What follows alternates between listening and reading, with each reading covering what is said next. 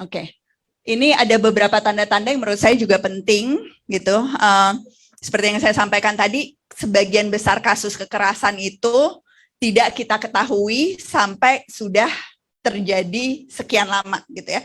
Nggak ada, saya jarang banget ketemu kasus gitu ya yang diketahuinya tuh dini gitu. Dan ini kembali lagi ke budaya di satuan pendidikan kita masing-masing. Karena tadi membiarkan hal-hal yang sebetulnya nyerempet, nggak normal dan sebagainya, kita baru tahu kalau sudah sampai ke titik ekstrim. Tapi tanda-tanda awal, pola perilaku anak yang berubah, pola sosialisasi yang berubah, pola makannya yang berbeda, pola buang airnya yang berbeda, yang awalnya tuh kotor di baju gitu ya, barang-barang yang sering hilang dan sebagainya yang kayaknya nggak berhubungan dengan kekerasan, itu tuh sebetulnya seringkali tanda-tanda awal. Jadi kemampuan kita mengobservasi, kemampuan kita untuk sensitif terhadap perubahan-perubahan yang terjadi pada anak tuh jadi penting sekali untuk pencegahan dan sekaligus untuk deteksi pada saat kasus kekerasan ini terjadi dini. Nah, yang susah untuk kita di usia dini, teman-teman yang di PAUD adalah kalau misalnya kekerasannya itu terjadi di rumah gitu ya, dan ya kita punya asumsi bahwa kita perlu percaya sama orang tua, kita punya asumsi bahwa orang tua pasti melindungi anaknya, tapi sebagaimana pengalaman kita masing-masing itu nggak selalu terjadi.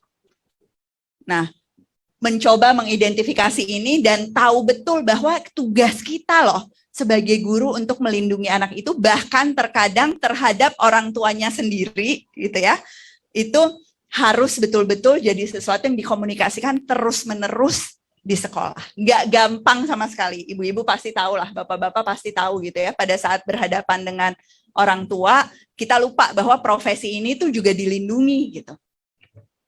Bahwa kita punya kewajiban untuk melindungi anak-anak yang nggak berdaya, walaupun orang tuanya itu adalah pihak yang melakukan kekerasan terhadap dia.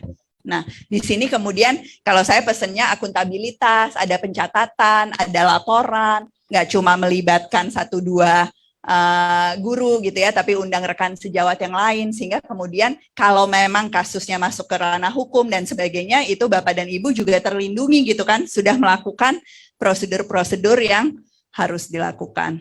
Tapi kunci utamanya jangan diem. Perubahan perilaku seperti apapun yang sepertinya jauh dari kekerasan, kerangka bahwa ini tuh ada kemungkinan kekerasan loh yang dilalui oleh anak ini, itu harus selalu ada di kepala kita. Prinsipnya, kita punya yang namanya prinsip cinta. Cari cara, ingat impian tinggi, nerima tanpa drama, tidak takut salah, dan asyik bermain bersama. Nah, ini prinsip-prinsip yang kalau dalam konteks pencegahan dan penanganan kekerasan, jadi sangat penting kita praktekkan sehari-hari. Nah, cari cara, salah satu cara yang paling efektif ya memang menguatkan hubungan kita dengan murid-murid.